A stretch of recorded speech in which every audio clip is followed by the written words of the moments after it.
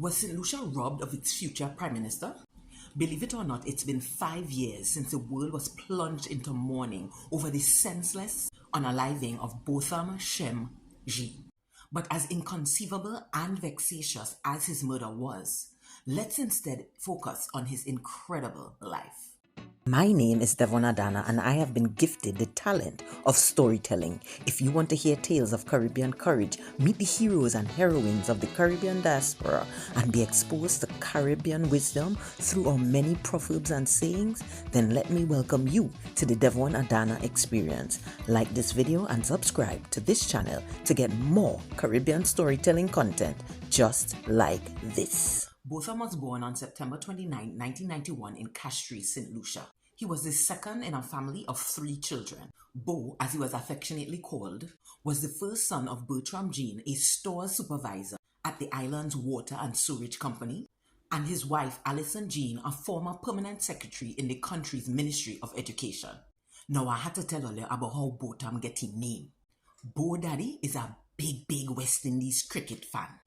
This is Sir Isaac Vivian Alexander Richard, one of the greatest West Indies batsmen of all time. He's from Antigua and he's one of the best to ever do it, especially in the golden age of West Indies cricket. Now the man next to him is one of Viv's fiercest rivals on the cricket pitch. Off the field, wait, something I look right there. Right. Off the field, the two of them like Batty and Bench, they was like blood brothers. His name is Ian Botham, and he played for the English team, and it is he for whom Bo was named. Now, one person who was not particularly happy about this name choice was Bo's uncle, Ignatius Jean. He tell his brother, why you name the child after Viv, or Gordon Greenidge, or somebody else on the West Indies team? But Bertram stuck to his guns, and you had to admit, it's not every day you come across a Caribbean man named Botham. For sure, he would have a memorable name on that ballot box. Now, Bo's middle name, Shem, came straight out of the Bible, after Noah's son. But pay attention to Uncle Iggy, because he could be featuring plenty in the story, and would actually be like a role model to Bo. Now, you know how Caribbean mothers like to wake up in the middle of the night and check on their picnic? 3 a.m. a morning when Bo was 5, she went to check on him, but she ain't find him in the bed. She looked round the house, and you know where she find him?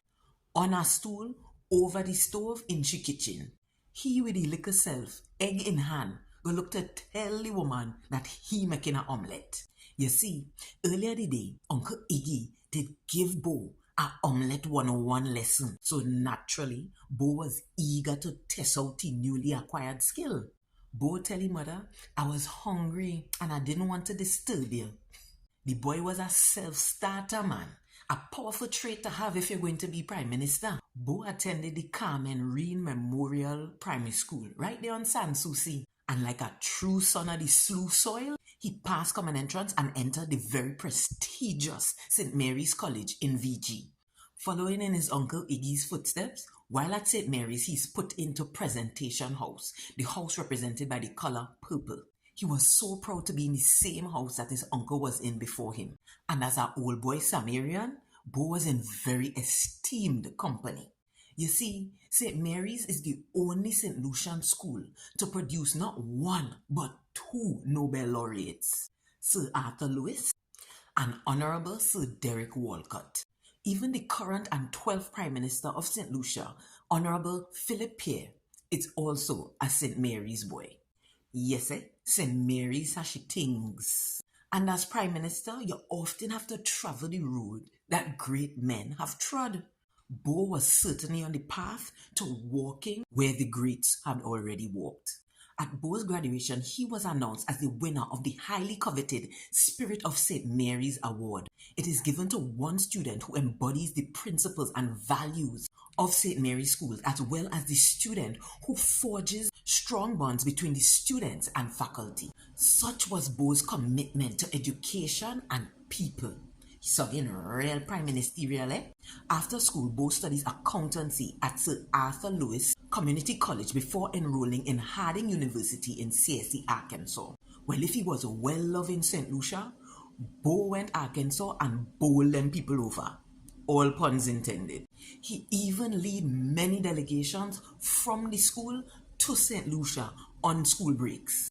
The man was a natural-born leader on campus. He was a member of the Good News Singers and a regular chapel song leader. He also was a member of the Sub T16 Social Club. The school even have a plaque dedicated in his honor. You feel it's just anybody that has give them thing here too?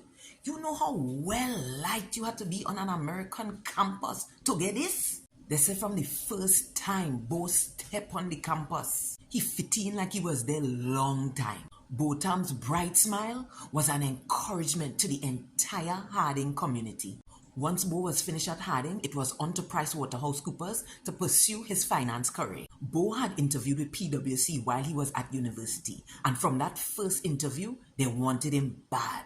So it was a no-brainer about where he was going to work after school was finished. He moved to Dallas, Texas and joined the Dallas West Church of Christ and started building foundation for what was to be a life of service.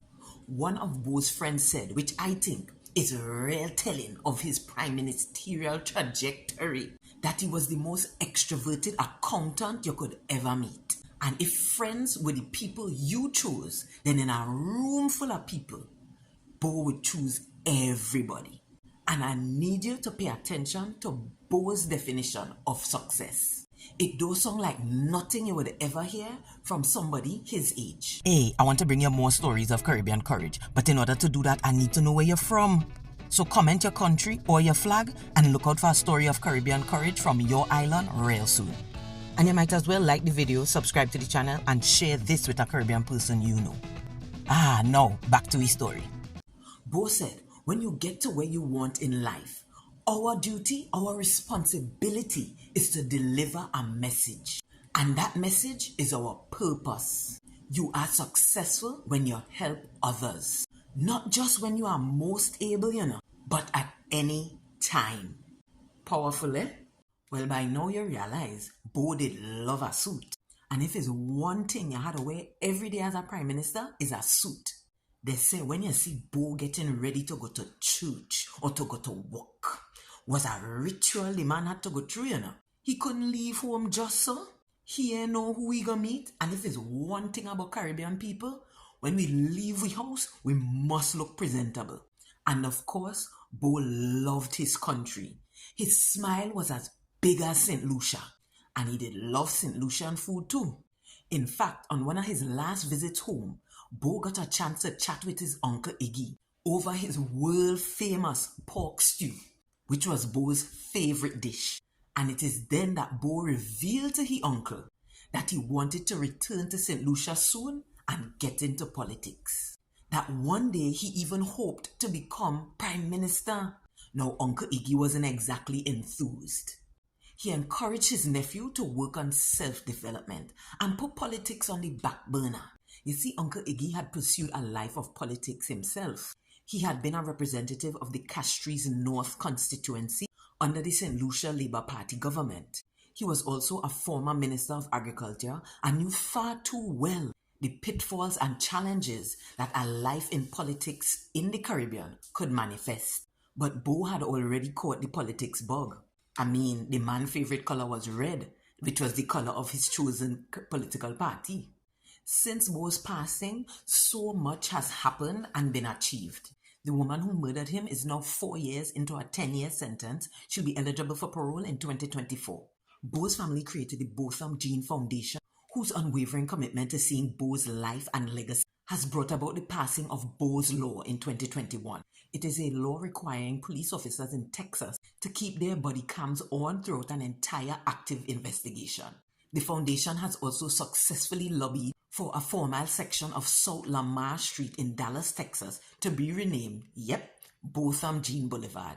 Added to that, Bo was one of the many individuals honored by players and coaches in the 2021 NFL season through the league's Helmet Decal program. There was also the release of the much-anticipated documentary, Ballad of Botham, which really was a biography of Botham's important life story. The foundation is doing so much to keep Botham's spirit of generosity, service, and betterment alive. Bo was a well-loved, God-fearing member of every community he touched. He had the brains, confidence, and wherewithal to know that no objective was outside of his grasp. And after hearing his story, I think every one of us would have wanted to see him try for his dream of becoming the future Prime Minister of St. Lucia. Bo lived his life in a way that his friend Alexis Sheets-Stossel summed up best, saying that no human words could capture all of who Bo was.